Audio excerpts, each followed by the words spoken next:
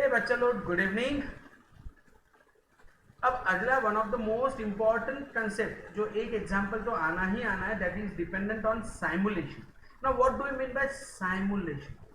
आप क्या करते हो? साइमुलेट करते हो। आपने कई बार देखा होगा बिल्डर के ऑफिस में आप जब जाते हो तो वहां पर ना उसका जो भी बिल्डिंग का स्ट्रक्चर है थर्माटोल के इसमें बना के रखता है, that is a simulator. It shows how it works.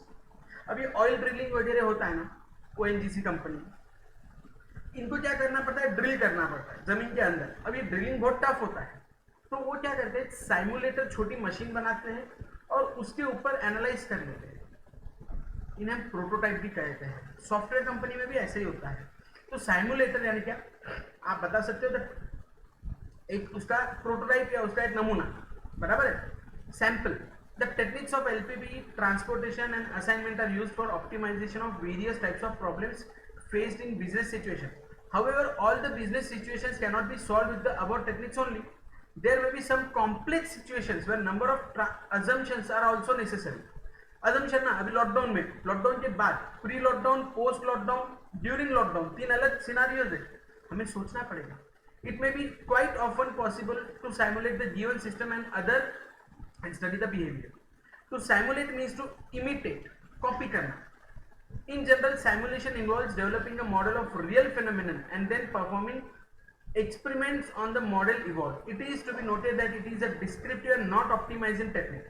In simulation, a given system is copied and the variables and constants associated with are manipulated in that artificial environment to examine the behavior of the system. For example, aerodynamics testing, scale down models of aeroplanes and placing them in work tunnels, etc. Clear? अब it consists of 4 phases: definition of the problem and statement of objective, construction of an appropriate model, experimentation with the model constructed, evaluation of the results of simulation. Clear? अब हम लेते हैं पहली situation, Monte Carlo. बड़ा interesting है ये, पूरे ओएम में मुझे बड़ा पसंद आता है because it gives you a practical scenario and answer. Monte Carlo simulation और एक क्वेश्चन कंपलसरी आने के चांसेस है. Although simulation can be of many types, our discussion will focus on the probabilistic simulation using the Monte Carlo method, also called computer simulation. It can be described as a numerical technique that involves modeling a stochastic system with objective of predicting the system's behavior. The chance element is a very significant feature of Monte Carlo simulation, and this approach can be used when the given process has a random or chance component. होता क्या है, मैं example में समझा देता हूं. In using Monte Carlo method, a given problem is solved by simulating the original data with random numbers generated. हम क्या करते हैं, अब जैसे एग्जांपल देखो, एक एग्जांपल दिया है, बराबर है, हम रैंडम डिमांड बुलाते हैं कि इतनी डिमांड आएंगी और मैं कैसे इसे फुलफिल कर पाऊंगा.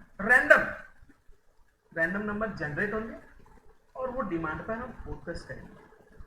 Basically it requires two things. First, as mentioned earlier, we must have a model that represents an image of the reality of the situation. Here the model refers to the probability distribution of the variable in question. What is the significant here is that variable may not be known to explicitly follow any of the theoretical distribution like Poisson, normal and so on.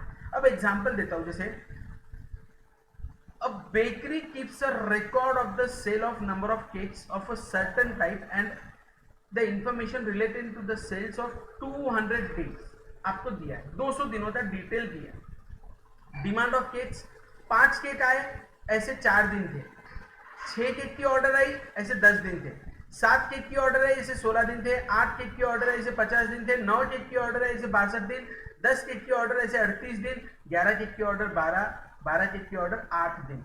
ये number of days है, total 200 दिनों का हिसाब है.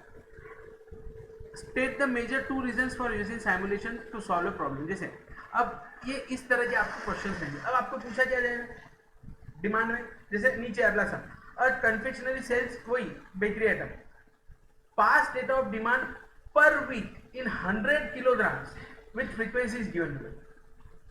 भाई 0 kg की frequency 2 बार, 2 हफ्ते ऐसे थे जहां 0 kg, 5 kg की डिमांड आई ऐसे 11 हफ्ते थे, 10 kg की डिमांड आई ऐसे 8 हफ्ते थे, 15 kg की डिमांड आई ऐसे 21 हफ्ते थे, and so. Using the following sequence of random numbers generate the demand for next 10 weeks. अब इन्होंने क्या किया, रैंडम नंबर आपको दिए जाएंगे, आपको खुद से कुछ नहीं करना। पहली बात, जो डेटा दिया गया है उसके बेसिस पर अगले 10 हफ्तों में कैसी डिमांड आ सकती है ये आपको प्रेडिक्ट करना है। Isn't it interesting? Prediction. Also find out the average demand per week. बड़ा सिंपल है, इसका कुछ स्टेप्स है जो हमें लर्न करनी पड़ेगी, बहुत सिंपल है। ओके, तो हमारा रिक्वायरमेंट क्या है, हमें दिया गया है पिछले, ध्यान देना, कुछ हफ्तों का डिटेल, और ये डेटा के भरोसे आने वाले 10 हफ्ते हमें कैसे डिमांड रह सकती है ये चेक करना है। क्लियर? ये रैंडम नंबर्स दिए हैं, 10 हफ्तों के लिए दिया है, 1 2 3 4 5 6 7 8 9 10 11, ये मतलब यहाँ तक ही जाना है अपने को, बाकी तो कोई गरज है नहीं। 8 9 10, ओके, यहाँ तक फाइन। अब ध्यान दो हम कैसे सॉल्व करते हैं, बड़ा सिंपल सा तरीका है। डिमांड दिया है, फ्रीक्वेंसी दी है, probability. Now what is probability? की चांस कितना पूछा जा सकता है, डिमांड कितनी आ सकती है। तो सबसे पहले प्रोबेबिलिटी क्या है, जैसे 50 दिया है total, 2 divided by 50, what is the answer? Check करो भाई, 2 डिवाइडेड बाय 50 टोटल का 0.04, 11 डिवाइडेड बाय 50, आपको प्रोबेबिलिटी तो पता होगा, 10th में पढ़ा है आपने, 0.22, 8 divided by 50 0.16 and so on, ये टोटल प्रोबेबिलिटी इज ऑलवेज 1। फिर मैं कहता हूं cumulative 0.04 plus 0.22, 0.26 plus 0.16, 0.42 plus 0.42, 0.84 and so on, तब तक 1 है। अब यहां पे मैंने एक रेंज निकाली, 0.04 है ना, I will be starting with 00 से 03, एक नंबर कम। 26 है तो अगला यहां पर 3 के बाद 4 से 25 ये रहेगा, 42 है इसलिए 41 तक जाऊंगा, 25 के बाद 26 से शुरू करूंगा, 41 तक जाऊंगा। 84 है, 42 से 83, 84 से 93 और 94 से 99 एंड सो। क्लियर? सो अब मैं फिर से आपको रिवाइज करवा रहा हूं, हमने क्या किया, हमें दिया गया था, क्या दिया गया था कि भाई ये हमारा डिमांड पर वीक आया और ऐसा कितनी बार हुआ, तो 0 किलो आने का जो डिमांड है, ऐसा 2 हफ्ते थे साल में, या 50 हफ्तों का हिसाब है, 50 वीक्स का हिसाब है, तो 50 हफ्तों में ऐसे 2 हफ्ते थे जब 0 kg पर वीक का हिसाब है। 5 kg पर वीक ऐसे कितने हफ्ते थे, तो 11 हफ्ते थे। 8 kg 10 हफ्ते थे एंड सो ऑन। क्लियर? ये आपने निकाल दिया, फिर उसकी प्रोबेबिलिटी निकाली, क्यूमुलेटिव प्रोबेबिलिटी, ऐड किया, और फिर रैंडम नंबर्स, 0 से 03, 4 से 25, 26 से 41, 42 से 43, 83 से 93, 84 से 93 और 94 से 99, 8 नंबर। कुछ नहीं करना है। अब आपकी जो 10 नंबर दिए, as the given random numbers are of 2 digits, the ranges of random numbers has also been considered to have 2 digits. Random number 2 digit के थे इसलिए अपन ने ऐसे कंसीडर किया। Also the range of random numbers corresponding to cumulative frequency which lies between 0 and 1 and can be correlated as between 0, 0 and 99। देखो probability का total हमेशा 1 ही होता है, कीप इन योर माइंड, बाकी कुछ लेना देना है। तो स्टेप नंबर 1, प्रोबेबिलिटी फाइंड की, probability frequency divided by total frequency. Step number 2, cumulative frequency find की, एंड स्टेप नंबर 3, उसका रेंज निकालना। क्लियर?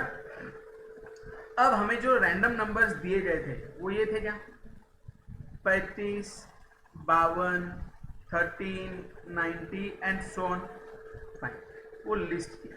10 हफ्तों का हिसाब है, 10 हफ्ते 35 से लेके 83 तक जो भी 10 नंबर दिए वो। अब 35 I am going to find here, check करो, 35 स्टैंड्स 26 और 41 के बीच में, तो ऐसे कितने हफ्ते रहेंगे, सॉरी जब, हाँ 35 kg की आपकी फ्रीक्वेंसी रहेंगी, डिमांड पर वीक ऐसे, योर आंसर इज 10 kg। तो 35 बार ऐसा होगा जब आपका डिमांड 10 किलो के हिसाब से रहेगा। अगला रैंडम नंबर 52 है, okay, 52 stands here, fine, 15 is the answer. Next 13, तीसरा हफ्ता 13 स्टैंड्स ईयर, उसमें डिमांड आ सकती है 5 की। ये टोटल किया 120, खत्म। Lastly average weekly demand 120 divided by 10, बोले तो 12 किलो पर हफ्ते का डिमांड आपको आ सकता है पुराने दिए गए डेटा पे। मोंटे कार्लो, थोड़ा पेशेंस रखो, अगले एग्जाम्पल बहुत इंटरेस्टिंग है जो आपको डिसीजन मेकिंग में मदद करेंगे, बिलीव मी। पहला एग्जाम्पल था, हमने देखा कि हमें दिया गया था डिमांड और फ्रीक्वेंसी, बराबर है। डिमांड और फ्रीक्वेंसी दिया गया था, रैंडम नंबर्स हमने निकाले और टोटल किया। पहले डिमांड, फिर फ्रीक्वेंसी, फिर प्रोबेबिलिटी, फिर क्यूमुलेटिव प्रोबेबिलिटी एंड देन उसके रेंज के हिसाब से उसका डिमांड पिक किया टेबल में से और detail divided by number of years. अब अगला क्वेश्चन देखो, बड़ा ही इंटरेस्टिंग है, बड़ा ही इंटरेस्टिंग है, you need to work on it. Anju जरा आवाज कम कर। The manager of a bookstore has to decide the number of copies of a particular tax law book to order. कोई शॉप है, बुक शॉप है, वहां का मैनेजर है, उसको डिसीजन लेना है कि बाबा जो टैक्सेशन की किताब है वो ऑर्डर करनी है। अब टैक्सेशन का प्रॉब्लम पता है आप सबको, हर बार नया अपडेट आते रहता है, आप लोग तो बेहतर जानते हो मुझसे क्योंकि परेशानी आपको ज्यादा है। A book cost 60 and is sold at 80, 60 रुपए की किताब आती है, 80 में बेचता हूं। Since some of the tax laws change year after year, any copies unsold while the edition is not current must be sold at 30। मतलब क्या है, 60 रुपए की चीज अगर बेची नहीं गई तो 30 रुपए में बेची जाएगी। From past records the distribution of demand for this book has been obtained as follows. Anju आवाज कम कर। डिमांड क्या है, 15, 16, 17, 18, 19, 20, 21 और 22, am I right? ये आपका डिमांड है। नंबर ऑफ कॉपीज आने की डिमांड क्या है, 15 कॉपी, 16 कॉपी, 17 कॉपी, 18 कॉपी, 19, 20, 21, 22 इन्होंने दिया है और उसका प्रोपोर्शन यानी आपको प्रोबेबिलिटी दे दी है। 15 कॉपी की डिमांड आने की प्रोबेबिलिटी 0.05, 16 कॉपी की डिमांड आने की प्रोबेबिलिटी 0.08, 17 कॉपी की डिमांड आने की probability 0.020 and so on. Total आप करोगे तो आपका आंसर 1 आएगा, ये probability. Using the following sequence of random numbers generate the demand for 20 time periods, 20 साल के लिए अगले। Calculate the average profit obtainable under each of the course of action open to the manager. What is the optimal policy, उसने क्या policy लेना चाहिए, उसने कितनी ऑर्डर करनी चाहिए किताबें, 8, 10, 15, 20, उसको आपको बताना है। ये आपको रैंडम नंबर की। अब देखो ये सब में, पिछले सब में हमें प्रोबेबिलिटी नहीं दी थी, हमें निकालनी पड़ी, ये सब में डायरेक्टली प्रोबेबिलिटी दे दिया है, प्रोपोर्शन यानी प्रोबेबिलिटी। स्टेप नंबर 1 क्या करूंगा मैं, what I am suppose to do, demand निकाला, उसका प्रोबेबिलिटी, क्यूमुलेटिव और रेंज, ये 4 चीजें, तो यहां तक तो आप सब आराम से आ सकते हो। अब अगला decision, that is more important. 60 रुपए की किताब 80 में बेची जाएगी, 20 रुपए का प्रॉफिट होगा। अगर डिमांड ज्यादा नहीं रही तो 30 रुपए का लॉस होगा। मुझे इस तरह से एनालिसिस करना है कि मेरे आने वाले इसमें, करेक्ट है, मैं चेक करूं कि मेरे आने वाले इसमें मुझे ज्यादा नुकसान ना हो, करेक्ट है। सो अब मैं देख रहा हूं व्हाट आई एम, डिमांड कहां से चालू हो रही है, 15, 16, 17, 18, 19, 20, 21, 22, ये आपकी डिमांड है, प्रोबेबिलिटी सब होता है। अब आपको रैंडम नंबर्स दिए, कितने सालों के लिए, 20 सालों के लिए, ये 20 साल के रैंडम नंबर आपने रखे हैं। अब एक्सपेक्टेड डिमांड क्या है, एक्सपेक्टेड डिमांड क्या है, 14 के लिए एक्सपेक्टेड डिमांड यहां से पिक करूंगा, 17 की, यहां तक का टेबल मेरा रेडी है, बराबर है। अब इसके आगे मुझे समझना है कि मैंने कितनी किताबों का ऑर्डर देना चाहिए। अब आप एक बात ध्यान दो,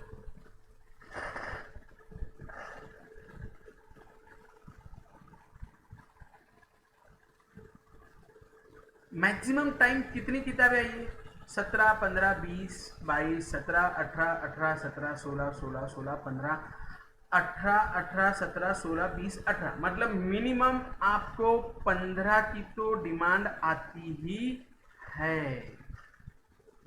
और मैक्सिमम डिमांड आपको जो आई है वो 22 की है, तो मिनिमम 15 और मैक्सिमम 22, इसके बीच में ही मैंने डिसीजन लेना चाहिए, बराबर है ना। तो what I am going to start with, मैं 15 तो दूंगा ही, मतलब ऐसा तो है ही नहीं, मिनिमम 15 है तो विषय खत्म। चलो now I am taking a scenario 16, 17, 18, 19, 20 भी जा सकते हैं, पहले 16 से शुरू करता हूँ। अगर 16 किताबों की डिमांड मैं करता हूँ, कितनी, 16 किताबों की डिमांड करता हूँ, मतलब क्या, मैं 16 किताबें बुला के मेरे ऑफिस में, मेरे शॉप में रखता हूँ। एक्सपेक्टेड डिमांड 17 की थी, मेरा पूरा वो साल बिक जाएगा। 15 की एक्सपेक्टेड डिमांड आई तो वो एक किताब मेरे ऑफिस में या मेरे बुक स्टोर में रह गई, गले में पड़ गई। 20 है, 22 है, 17 है, 18 है, कोई फर्क नहीं पड़ता है। जब 15 की डिमांड आएगी तो अगेन एक किताब मेरे गले में पड़ेगी। टोटल अगर मैंने हर साल 16 किताबों ऑन एन एवरेज मंगाई तो क्या होगा, at the end of the time मेरे पास 2 किताबें एक्स्ट्रा आ जाएगी, जिस पर मुझे 30 और 30 60 रुपए का नुकसान खाना पड़ेगा। लेकिन कई बार ऐसा हुआ है कि डिमांड ज्यादा और मेरे पास 16 किताबें हैं, चलो मैं 17 किताबें अगर ऑर्डर करूं तो पहले साल तो कोई दिक्कत नहीं, 15 ही जाएंगी, अगले सेकेंड ईयर में तो 2 किताबें गले में गिरेगी। 20 सब हो गया, अगर 16 आई तो एक किताब गले में गिर गई, 16 आई तो एक किताब, और इस हिसाब से मैंने कैलकुलेट किया। तो अगर मैंने 17 किताबें ऑर्डर की, 17 किताबें ऑर्डर की तो मुझे 7 किताबें गले में गिरने।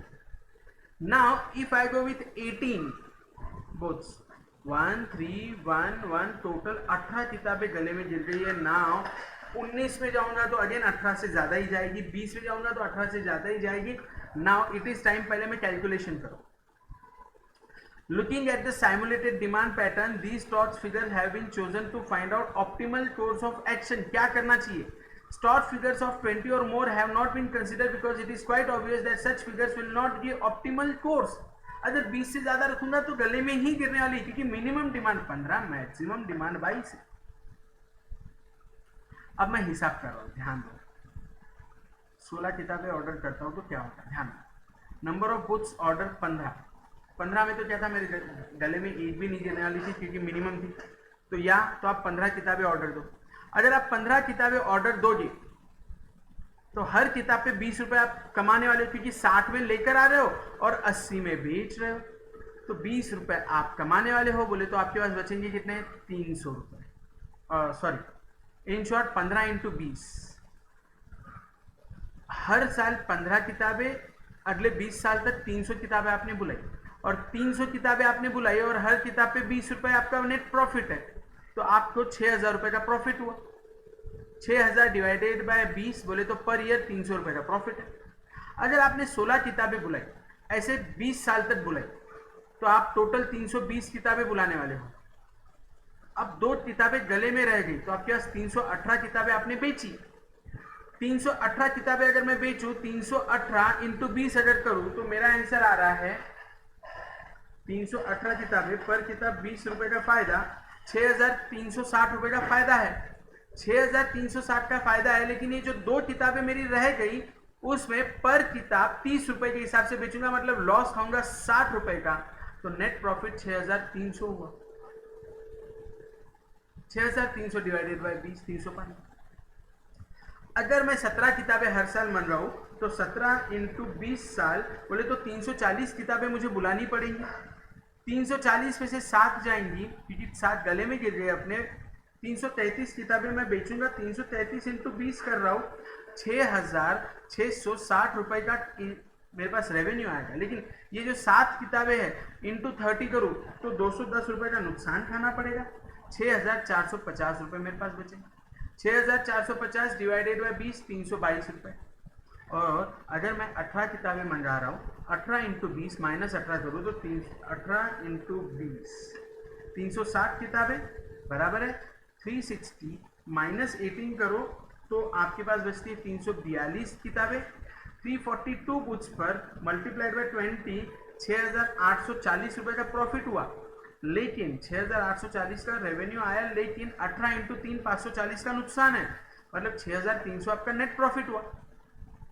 अब यहां पर आप देखो 15 किताबें बुलाऊंगा तो 300 रुपए का प्रॉफिट, 16 बुलाऊंगा तो 315 का प्रॉफिट, 17 बुलाऊंगा तो 322 का प्रॉफिट और 18 बुलाऊंगा तो 315, मतलब 19 बुलाऊंगा तो 300 से कम आएगा। किताबें डले में ज्यादा पड़ेंगी।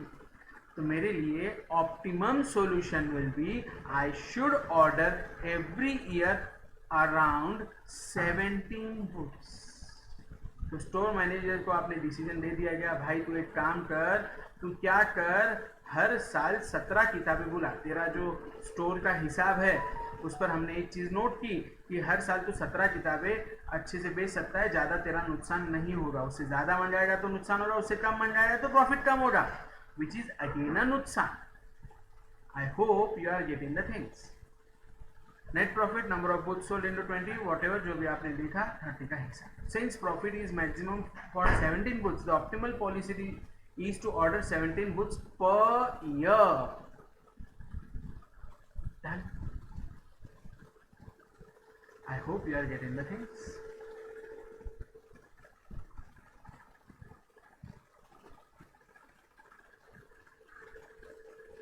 अगले लेक्चर में 15th इलिस्ट्रेशन ऑनवर्ड्स अपन चेक करेंगे। ठीक है, थैंक यू।